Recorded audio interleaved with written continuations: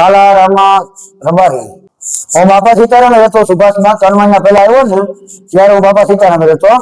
ત્યાં રસોઈ બનાવે ત્યાં બાપ દીકરો ખાઈ લેતા પછી ધંધાનું મારે કઈ સેટિંગ ના આવતું છોકરા બે એકલા હતા એટલે રહીને આમ ત્યાં બે રસ્તા નીકળે એટલે વાહનના ભટકાવાની બીક લાગતી હતી પછી મારે થોડીક રહેવાની આદત નહીં હતી આ મહાનગરપાલિકા વાળા મારા બાળકોને શિક્ષણની થોડીક વ્યવસ્થા કરી દીધી એટલે મને માટે નવું જીવન મળી ગયું કે છોકરા હસવાઈ ગયા અને મને આયરો મળી ગયો હું હસવાઈ ગયો હું એટલી મહેનત ના કરી કે મારા છોકરાઓને સારું શિક્ષણ મળે અને નગરપાલિકા વાળા એને અમારા છોકરાઓને બધું સારું શિક્ષણ ગોઠવી દીધું ને બહુ સારું કહેવાય મહાનગરપાલિકા જો મને ના મળ્યા હોત તો મારા છોકરા અને હું અમે દુઃખી થાય આ બધું એના માટે ખૂબ આભાર અમને મળી ગયા એટલે અમે અત્યારે બહુ હાથના છે બહુ ખૂબ આભાર કહેવાય। મારું નામ આરતી ત્રિવેદી એન્યુઅલ મેનેજર પોરબંદર મહાનગરપાલિકા એન્યુઅલ અંતર્ગત અત્યારે અર્બન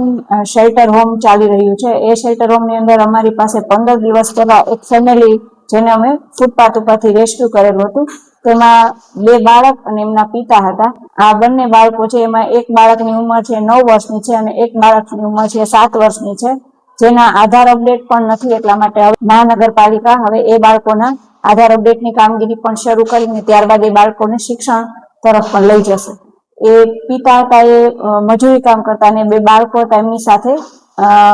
બેસી રહેતા હતા। એ બાળકોને અમે શેલ્ટર હોમમાં લઈ આવ્યા પછી બાળ કલ્યાણ સમિતિનો સંપર્ક કર્યો। બાળ કલ્યાણ સમિતિ દ્વારા મહાનગરપાલિકાએ એ જે બાળકો છે શેલ્ટર હોમમાં ચિલ્ડ્રન હોમમાં મૂકી આપેલા છે। આ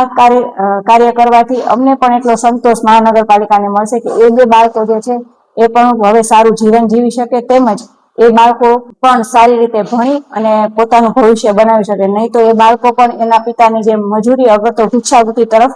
વળી ગયા હોત। એજ સુપ્રિન્ટેન્ડન્ટ અધિક્ષક તરીકેની ફરજ નિભાવું છું અને હાલ અત્રેની સંસ્થા ચિલ્ડ્રન ઓફ બોયઝમાં અમારે ત્યાં 35 બાળકો છે કે જે ખાસ કાળજી અને રક્ષણ જરૂરિયાત વાળા બાળકોને આશ્રય આપે છે। આ બાળકોની અંદર સરકારશ્રી દ્વારા એને ખાવું પીવું અને અન્ય વસ્તુ રમતગમતના સાધનો આઉટડોર ઇન્ડોરના સાધનો છે કમ્પ્યુટરની સુવિધા છે અને પૌષ્ટિક આહાર મળે એને આરોગ્યની પણ અમે કેર કરતા હોય છે। તો આવા તમામ બાળકોને ધ્યાને રાખીને સરકારશ્રી દ્વારા અને અત્રેની સંસ્થાના સ્ટાફ દ્વારા આવી બાળકોને કેર કરતા હોય છે। હાલમાં આપણી પાસે જે બાળકો આવેલા છે 2 બાળકો જે ખાસ જરૂરિયાત હતા કાળજી અને રક્ષણની જરૂરિયાત હોય તેમાં અમારા નગરપાલિકામાંથી મહાનગરપાલિકામાંથી બેનશ્રી આરતીબેન દ્વારા ખૂબ સહયોગ કરી અને બાળકોને કમિટી સમક્ષ રજૂ કર્યા છે અને કમિટીના આદેશથી આજે બાળકોને એક નવું જીવન મળ્યું। આજે અત્રેની સંસ્થામાં બંને બાળકો છે બહુ રાજી થયા બહુ ખુશ થયા છે અને અમારી અપેક્ષા છે કે બાળક કંઈક